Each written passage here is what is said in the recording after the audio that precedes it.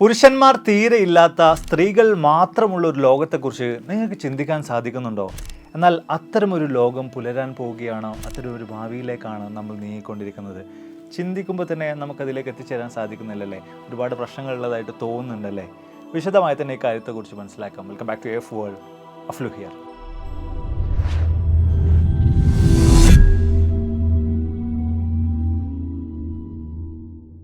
നമ്മളൊക്കെ എങ്ങനെയാണ് പുരുഷന്മാരും സ്ത്രീകളും ഒക്കെ ആയി മാറിയിട്ടുള്ളത്? ഈ ഒരു കാര്യത്തെക്കുറിച്ച് എപ്പോഴേലും നിങ്ങൾ ചിന്തിച്ച് നോക്കിയിട്ടുണ്ടോ? ഈ ഒരു കാര്യത്തിൽ പ്രധാനമായിട്ടുള്ള പങ്ക് വഹിച്ചിട്ടുള്ളത് നമ്മുടെ ശരീരത്തിലെ ക്രോമസോംസ് ആണ്.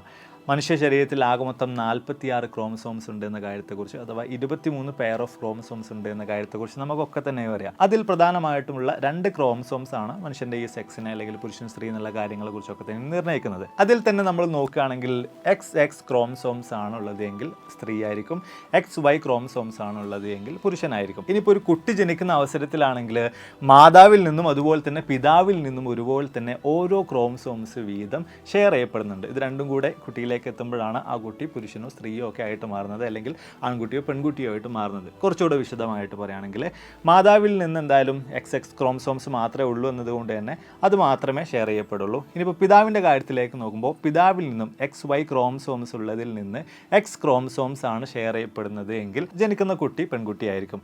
ഇനി അതല്ല മറിച്ച് ഒരു Y ക്രോമസോം ആണ് പിതാവിൽ നിന്ന് ഷെയർ ചെയ്യപ്പെടുന്നത് എങ്കിൽ തീർച്ചയായിട്ടും Xും Yയും കൂടി ചേർന്നുകൊണ്ട് XY ക്രോമസോം ഉള്ള ഒരു ആൺകുട്ടി തീർച്ചയായിട്ടും ജനിക്കുന്നതായിരിക്കും. അപ്പോൾ ഇങ്ങനെയാണ് മൊത്തത്തിൽ നമ്മളൊക്കെ തന്നെയും പുരുഷനും സ്ത്രീയും ആൺകുട്ടിയും പെൺകുട്ടിയും ഒക്കെ ആയിട്ടുള്ളത്. ഇതിൻ്റെ മുഖ്യമായിട്ടുള്ള പങ്ക് വഹിച്ചിട്ടുള്ളത് ഈ ക്രോമസോംസ് തന്നെയാണ്. പക്ഷേ ഈ അടുത്ത കാലത്തായിട്ട് നടത്തിയിട്ടുള്ള ചില പഠനങ്ങൾ, ഈ ക്രോമസോമുകളെ കുറിച്ച് കൂടുതലായിട്ട് നടത്തിയിട്ടുള്ള പഠനങ്ങളിൽ പ്രത്യേകിച്ച് നമ്മൾ നോക്കുമ്പോൾ കെൻറ്റ് യൂണിവേഴ്സിറ്റിയിൽ നിന്നുള്ള ചില പഠനങ്ങളുടെ റിസൾട്ടുകളൊക്കെ പുറത്തു വരുമ്പോൾ നമ്മളെവരെയും ചെറിയ തോതിൽ ആശങ്കപ്പെടുത്താൻ വകയുള്ളൊരു സാധനം അതിലുണ്ട്. അതായത് പുരുഷന്മാരിലുള്ള ഈ Y ക്രോമസോംസ് ചുരുങ്ങി വരുന്നു, കുറഞ്ഞു വരുന്നു എന്ന് പറയുന്ന ഒരു കാര്യമാണ് ഈ റിസൾട്ടുകളിലൊക്കെ തന്നെയും കാണാനുള്ളത്. അതിൻ്റെയൊക്കെ അടിസ്ഥാനത്തിൽ കഴിഞ്ഞ ഏതാനും ദിവസങ്ങളായിട്ട് സോഷ്യൽ മീഡിയകളിലും അതുപോലെ തന്നെ വ്യത്യസ്ത തരത്തിലുള്ള മാധ്യമങ്ങളിലും ഒക്കെ തന്നെ ഇതുമായി ബന്ധപ്പെട്ട വാർത്തകൾ തീർച്ചയായിട്ടും നിങ്ങൾ കണ്ടിട്ടുണ്ടാകും. അപ്പോൾ എങ്ങനെയാണ് പുരുഷനും സ്ത്രീയൊക്കെ ജനിക്കുന്നത് എന്നുള്ള കാര്യത്തെക്കുറിച്ച് നിങ്ങൾക്കറിയാം.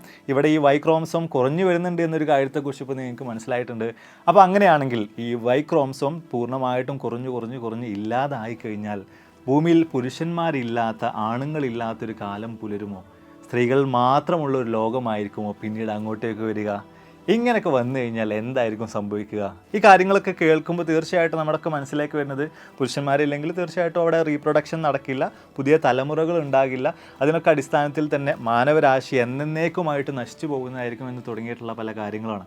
പക്ഷേ ഈ കാര്യത്തിൽ തന്നെ നമ്മൾ പരിശോധിച്ച് നോക്കുമ്പോൾ ഇന്ന് നമ്മുടെ ഭൂമിയിൽ ജീവിച്ചുകൊണ്ടിരിക്കുന്ന ചില ജീവജാലങ്ങളിലൊക്കെ തന്നെയും നമ്മൾ ഈ പറഞ്ഞ പുരുഷന്മാരെ നിർണ്ണയിക്കുന്ന Y ക്രോമസോംസ് ഇല്ല. കാലങ്ങൾക്ക് മുമ്പേ തന്നെ ഈ ജീവികളിൽ നിന്ന് അതൊക്കെ തന്നെയും പോയിട്ടുണ്ട്. ആ കൂട്ടത്തിൽ ഒന്നാമതായിട്ട് വരുന്നത് ജപ്പാനിൽ കാണപ്പെടുന്ന സ്പിന്നി റാറ്റ്സ് ആണ്. ചെറിയ തരത്തിലുള്ള ഒരു എലിയാണ്. അപ്പോൾ ഈ Y ക്രോമസോം ഇല്ല എങ്കിൽ എങ്ങനെയാണ് ഇവരുടെ കൂട്ടത്തിൽ പുരുഷന്മാരുണ്ടാകുന്നത്? എങ്ങനെയാണ് ഇവിടെ കാര്യങ്ങളൊക്കെ നടക്കുന്നത്? ഈ ഒരു കാര്യത്തെക്കുറിച്ച് നമ്മൾ പരിശോധിക്കുകയാണെങ്കിൽ അവിടെ ഈ Y ക്രോമസോമിനൊക്കെ പകരമായിട്ട് അത്തരത്തിലുള്ള ജോലികൾ ചെയ്തുകൊണ്ടിരിക്കുന്നത് SRY എന്ന് പറയുന്ന ജീനാണ്.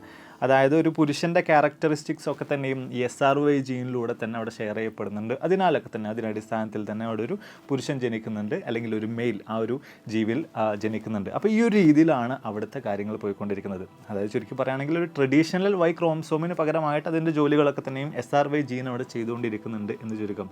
ഇനി രണ്ടാമത്തെ ഒരു കാര്യം നോക്കുമ്പോൾ അത് വിപ്റ്റൈൽ ലിസാർഡുകളുടെ കാര്യമാണ്. ഇത് കുറച്ചുകൂടി ഇൻട്രസ്റ്റിംഗ് ആയിട്ടുള്ള കാര്യമാണ്. ഈ ലിസാർഡുകളുടെ കൂട്ടത്തിൽ ഒരൊറ്റ ആണുങ്ങൾ പോലുമില്ല, ഈ കൂട്ടത്തിൽ ഫീമെയിൽസ് മാത്രമേ ഉള്ളൂ.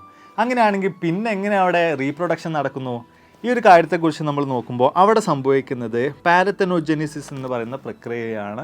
അതിലൂടെയാണ് അവിടെ റീപ്രൊഡക്ഷൻ നടന്നുകൊണ്ടിരിക്കുന്നത്. അതായത് അസെക്ഷലി തന്നെ മാതാവിൽ നിന്ന് അവരുടെ തന്നെ ഒരു ക്ലോൺ രൂപം പോലെയായിരിക്കും ഒരു കുഞ്ഞ് ജനിക്കുന്നത്. അപ്പോൾ ഇങ്ങനെയാണ് അവിടെ റീപ്രൊഡക്ഷൻ നടന്നുകൊണ്ടിരിക്കുന്നത്. അതിൻ്റെ അടിസ്ഥാനത്തിൽ തന്നെ അവിടെ ഒരു പുരുഷൻ്റെ ആവശ്യം വരുന്നില്ല എന്നൊരു കാര്യം കൊണ്ട് തന്നെ ആ ഒരു ജീവി വിഭാഗത്തിൽ ഒരൊറ്റ പുരുഷന്മാരെയും നമുക്ക് കാണാൻ സാധിക്കില്ല. പുരുഷന്മാരുടെ സഹായമില്ലാതെ തന്നെ അവിടെ ഈ ജീവി വിഭാഗത്തിൽ ഈ ഒരു ലിസാർഡുകളുടെ കൂട്ടത്തിൽ റീപ്രൊഡക്ഷൻ നടന്നുകൊണ്ടിരിക്കുന്നുണ്ട്. പുതുതലമുറയെ അവ വാർത്തെടുത്തുകൊണ്ടിരിക്കുന്നുണ്ട്. ഇൻട്രസ്റ്റിംഗ് ആയിട്ടുള്ള കാര്യമല്ലേ? ഞാനിപ്പോൾ ഈ ഒരു വിഷയത്തെക്കുറിച്ച് കൂടുതലായിട്ട് പഠിക്കുമ്പോഴാണ് ഇത്തരം ഒരു കാര്യത്തെക്കുറിച്ച് ഞാനും കൂടുതലായിട്ട് അറിയുന്നത്. ഒരുപക്ഷെ നിങ്ങളും ഈ ഒരു കാര്യത്തെക്കുറിച്ച് ആദ്യമായിട്ടായിരിക്കും കേൾക്കുന്നതല്ലേ? ഇനി അടുത്ത മറ്റൊരു വിഭാഗമുള്ളത് ചില മീനുകളും അതേപോലെ തന്നെ ചില ടർട്ടിൽസും ഒക്കെ തന്നെയാണ്. ഇവയുടെ കാര്യത്തിൽ നമ്മൾ പരിശോധിച്ച് നോക്കുമ്പോൾ ഇവയുടെ കൂട്ടത്തിൽ പുരുഷന്മാരെയും സ്ത്രീകളെയൊക്കെ വേർതിരിക്കുന്ന കാര്യത്തിൽ താപനിലക്കാണ് ഏറ്റവും വലിയ പങ്കുള്ളത്. അതായത് ചില ടർട്ടിലുകളുടെ കാര്യത്തിലെടുക്കുമ്പോൾ, ആമകളുടെ കാര്യത്തിലെടുക്കുമ്പോൾ അവ ഈ മുട്ടയൊക്കെ ഇട്ട് വെക്കുന്ന സ്ഥലത്ത് ചൂടാണോ അല്ലെങ്കിൽ തണുപ്പാണോ എന്നതിനൊക്കെ അടിസ്ഥാനപ്പെടുത്തിയിട്ടായിരിക്കും ആ ഒരു മുട്ട വിരിഞ്ഞുണ്ടാകുന്ന കുഞ്ഞുങ്ങൾ ആണായിട്ട് വരുമോ അല്ലെങ്കിൽ പെണ്ണായിട്ട് വരുമോ എന്നൊക്കെ പറയുന്ന കാര്യങ്ങൾ. അപ്പോൾ കംപ്ലീറ്റ്ലി ടെമ്പറേച്ചറിൻ്റെ അടിസ്ഥാനത്തിലായിരിക്കും ഇത്തരത്തിലുള്ള കാര്യങ്ങളൊക്കെ തന്നെയും ചില ആമകളിലും അതുപോലെ തന്നെ ചില മത്സ്യങ്ങളിലൊക്കെ തന്നെയും ഒരുപോലെ തന്നെ നടക്കുന്നത്. ഇനി നമ്മൾ മുന്നേ പറഞ്ഞു വെച്ച ചോദ്യത്തിലേക്ക് വീണ്ടും തിരിച്ചു വരാം. ഈ വൈ ക്രോമസോംസ്, പുരുഷന്മാരിൽ നിന്നുള്ള വൈ ക്രോമസോംസ് പൂർണ്ണമായിട്ടും ഇല്ലാതായാൽ, നശിച്ചു പോയി കഴിഞ്ഞാൽ, എന്നേക്കുമായിട്ട് നഷ്ടമായി കഴിഞ്ഞാൽ പിന്നീട് എന്തായിരിക്കും സംഭവിക്കുക?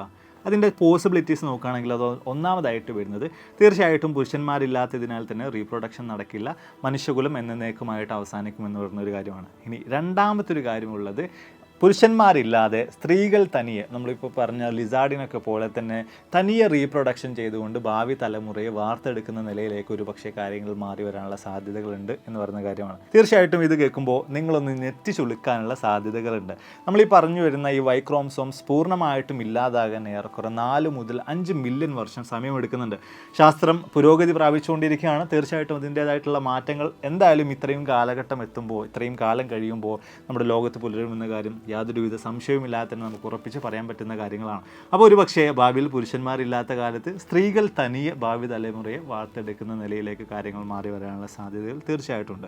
ഇനിയിപ്പോൾ അതല്ല എന്നുണ്ടെങ്കിൽ മറ്റൊരു സാധ്യത എന്ന് പറയുന്നത്, നമ്മൾ ഈ സ്പിന്നി റാറ്റ്സിൻ്റെ കാര്യത്തിൽ പറഞ്ഞതുപോലെ തന്നെ വൈ ക്രോമസോംസിൻ്റെ ജോലി ചില പ്രത്യേക തരത്തിലുള്ള ജീനുകളോ മറ്റോ ഒക്കെ ഏറ്റെടുത്ത് കഴിഞ്ഞാലും ഇതുപോലെ തന്നെ യാതൊരുവിധ പ്രശ്നങ്ങളും ഇല്ലാതെ തന്നെ പുരുഷന്മാർ ആ ഒരു കാലഘട്ടത്തിൽ നമ്മുടെ ഈ ഒരു ഭൂമിയിൽ ഉണ്ടാകുന്നതായിരിക്കും. എന്തൊക്കെ തന്നെയായാലും നമ്മൾ ഈ പറഞ്ഞ ഈ ഒരു കാലഘട്ടം വളരെ വലിയത് തന്നെയാണ്. ഇത്രയും കാലഘട്ടം എത്തുമ്പോഴേക്ക് തീർച്ചയായിട്ടും മനുഷ്യരിൽ പോലും വ്യത്യസ്ത തരത്തിലുള്ള ഒരുപാടധികം മാറ്റങ്ങളുണ്ടാകും. ആ മാറ്റങ്ങളെക്കുറിച്ച് തന്നെ പരിശോധിക്കുകയാണെങ്കിൽ ഒന്നാമതായിട്ട് പറയുന്നത് നമ്മുടെയൊക്കെ തന്നെയും കാലിലുള്ള വിരലുകളാണ്. അതിൽ തന്നെ നമ്മൾ പരിശോധിക്കുകയാണെന്നുണ്ടെങ്കിൽ നമ്മുടെയൊക്കെ തന്നെയും കാലിലെ ചെറുവിരലുണ്ടല്ലോ, അതിനെക്കൊണ്ട് നമുക്ക് വലിയൊരു ആവശ്യമൊന്നും ഇല്ലാത്ത നിലയിലാണ് ഇപ്പോഴും നമ്മൾ തുടർന്നുകൊണ്ടിരിക്കുന്നത്. അതിനാലൊക്കെ തന്നെയും മില്യൺ കണക്കിന് വർഷങ്ങൾ പിന്നിടുമ്പോഴേക്കും നമ്മുടെ കാലിലുള്ള ചെറുവിരൽ ആദ്യം നഷ്ടമാകാനുള്ള സാധ്യതകളുണ്ട്. അതില്ലാത്തൊരു ലോകം പുലരാനുള്ള സാധ്യതകളാണ് കൂടുതലായിട്ട് നമുക്ക് കാണാൻ സാധിക്കുന്നത്. പിന്നെ അതുപോലെ തന്നെ അപ്പൻഡിക്സ് നമ്മുടെ ശരീരത്തിൽ നിന്ന് പൂർണ്ണമായിട്ടും പോകുന്നതായിരിക്കും. അതുപോലെ തന്നെ നമ്മുടെ ശരീരത്തിൽ ഇപ്പോൾ ബോഡി ഹെയറുകൾ ഉണ്ടല്ലേ, മുഖത്താണെങ്കിലും അവിടെ ഇവിടെയൊക്കെ ആയിട്ടാണെങ്കിലും ഇഷ്ടംപോലെ ബോഡി ഹെയർസ് ഉണ്ട്. ഇതൊക്കെ തന്നെയും പൂർണ്ണമായിട്ടും മില്യൺ കണക്കിന് വർഷങ്ങൾ പിന്നിടുമ്പോൾ നമ്മുടെ ശരീരത്തിൽ നിന്ന് ഇല്ലാതായി പോകുന്നതായിരിക്കും. ബോഡി ഹെയർസ് ഇല്ലാത്ത മനുഷ്യരായിരിക്കും മില്യൺ കണക്കിന് വർഷങ്ങൾ പിന്നിടുമ്പോൾ നമ്മുടെ ഈ ലോകത്ത് ജീവിക്കുക. ഇങ്ങനെയൊക്കെ നമ്മൾ പരിശോധിച്ച് നോക്കുകയാണെങ്കിൽ ഇൻട്രസ്റ്റിംഗ് ആയിട്ടുള്ള നമ്മുടെ ശരീരത്തിൽ നിന്ന് നഷ്ടമാകുന്ന ഒരുപാട് തരത്തിലുള്ള ബോഡി പാർട്സുകളെ കുറിച്ച് തീർച്ചയായിട്ടും നിങ്ങൾക്ക് കണ്ടെത്താൻ സാധിക്കുന്നതായിരിക്കും, നിങ്ങൾക്ക് മനസ്സിലാക്കാൻ സാധിക്കുന്നതായിരിക്കും. അപ്പോൾ എന്തായാലും നമ്മുടെ വീഡിയോസോടെ വൈൻഡപ്പിയാണ്. വീഡിയോ തീർച്ചയായും നിങ്ങൾക്ക് വളരെയധികം ഇൻട്രസ്റ്റിംഗ് ആയി കാണുമെന്ന് വിചാരിക്കുന്നു. പേഴ്സണലി എനിക്ക് ഒരു ടോപ്പിക്ക് നല്ല രീതിയിൽ ഇൻട്രസ്റ്റിംഗ് ആയിട്ട് തോന്നിട്ടോ. നിങ്ങൾക്കോ? നിങ്ങളുടെ അഭിപ്രായങ്ങൾ എന്തെന്നായാലും അതെന്നെ സംബന്ധിച്ചിടത്തോളം വിലയേറിയതാണ്. നിങ്ങളുടെ അഭിപ്രായങ്ങൾ തീർച്ചയായിട്ടും താഴ്ന്ന് രേഖപ്പെടുത്തുക. അതിൽ തന്നെ നമ്മൾ ഈ പറഞ്ഞ കൂട്ടത്തിൽ ഏത് കാര്യമാണ് നിങ്ങൾക്ക് ഏറ്റവും പുതിയൊരു അറിവായിട്ട്, ഏറ്റവും കൗതുകരമായിട്ടുള്ളൊരു അറിവായിട്ട് മാറിയിട്ടുള്ളത്, അതിനെക്കുറിച്ചും താഴെ ഒന്ന് കമൻറ്റ് ചെയ്യാൻ മറക്കരുത്. അപ്പോൾ ഇതിൽ നല്ല ഒരുപാടധികം വീഡിയോസുകളുമായിട്ട് കണ്ടുവിട്ടാവുന്ന പ്രതീക്ഷയോടെ ബൈ.